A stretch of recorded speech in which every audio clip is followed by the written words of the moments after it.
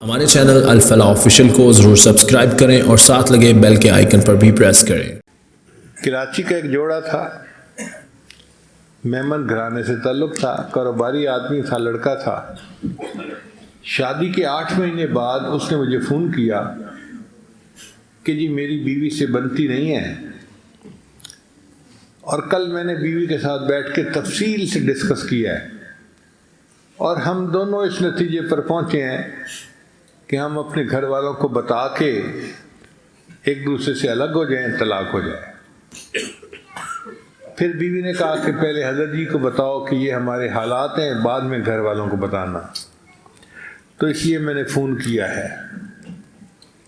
میرا کراچی کا قریب سفر تھا، میں نے اسے کہا کہ بھئی آپ ایسا کریں کہ 1 ہفتہ صبر کر لیں، میں انشاءاللہ کراچی پہنچ رہا ہوں تو میں آپ دونوں کی باتیں سن کے پھر کوئی اس کا حل ڈھونڈوں گا۔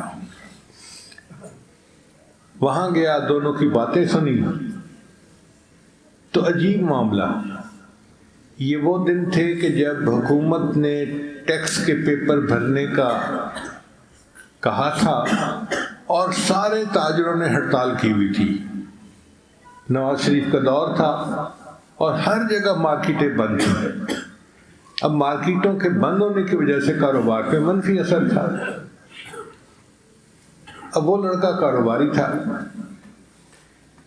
وہ جب شام کو واپس آتا تو خرچے تو اتنے تھے اور نہ چیزیں بکتی نہ کوئی آمد ہوتی، تو وہ بہت ہی پریشان طبیعت کے ساتھ گھر واپس آتا۔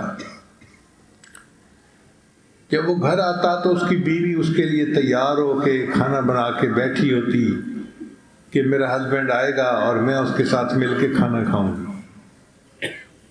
اب خاوند کا چہرہ جو تھا وہ بہت بجھا ہوا ہوتا، تو بیوی یہ سمجھتی کہ اس کو میرے اندر کوئی دلچسپی نہیں ہے، تو اس کو غصہ آتا۔ میں اس کے خالہ کی بیٹی ہوں، جتنا یہ پڑھا لکھا ہے اتنی تعلیم میری بھی ہے، شکل سے اس سے زیادہ خوبصورت ہوں، میرے والد کا کاروبار بھی اس کے والد سے کم نہیں ہے، کس چیز کی کمی ہے کہ یہ میرے اندر دلچسپی نہیں رکھتا، میں بیوی ہوں اس کی۔ تو وہ الجھ پڑتی اس کے ساتھ اور دونوں میں تکرار شروع ہو جاتی ہے۔ روز کی بات تھی کہ میاں بیوی گھنٹوں ایک دوسرے سے لڑتے جھگڑتے رہتے ہیں، اور 8 مہینے ان کے لڑنے جھگڑنے میں گزر گئے۔ جب مجھے صورتحال کا اندازہ ہو گیا تو میں نے ان کو کہا کہ دیکھیں جی 8 مہینے تو آپ نے یہ بات سوچنے میں لگائے، اب اگر مجھے بتایا ہے تو 2-4 مہینے ذرا مجھے بھی دو کہ میں اس کا کوئی حل ڈھونڈوں۔ ان کو جی ٹھیک ہے، ہم 2-4 مہینے اپنے والدین کو نہیں بتاتے۔ تو میں نے کہا کہ ایک بات میں خاوند کو سمجھاؤں گا اور ایک بات بیوی کو سمجھاؤں گا۔ خاوند نے کہا کہ حضرت مجھے کیا سمجھانا ہے؟ میں نے کہا دیکھیں آپ تو نیک آدمی ہیں، داڑھی رکھی ہوئی ہے، ذکر اذکار کرتے ہیں اور سنت پر عمل کرتے ہیں۔ ایک سنت ایسی ہے جو آپ کی زندگی میں نہیں، آپ اس سنت کو بھی اپنائیں۔ کہنے لگا کون سی؟ میں نے کہا عائشہ رضی اللہ تعالیٰ عنہ فرماتی ہیں کہ نبی علیہ السلام جب بھی گھر تشریف لاتے تھے مسکراتے چہرے کے ساتھ آتے تھے اور گھر والوں کو سلام کیا کرتے تھے۔ تو آپ کے اندر یہ صفت نہیں ہے۔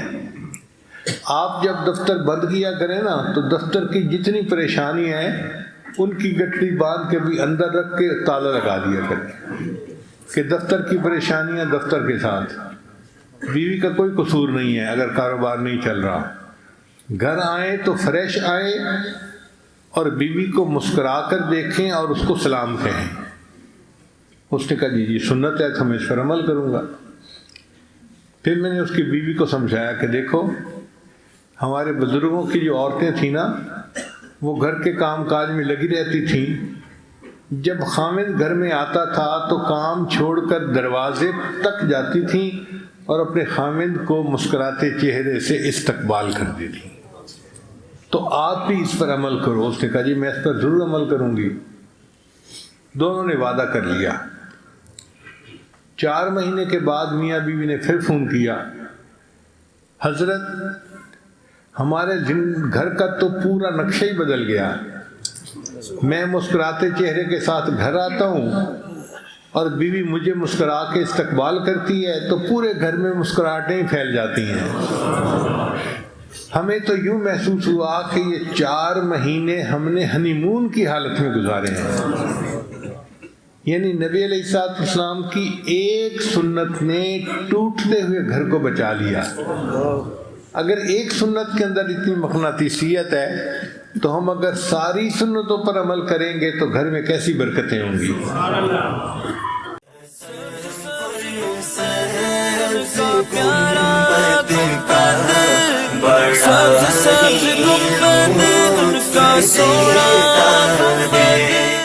ہمارے چینل الفلاح آفیشیل کو ضرور سبسکرائب کریں اور ساتھ لگے بیل کے آئیکن پر بھی پریس کریں۔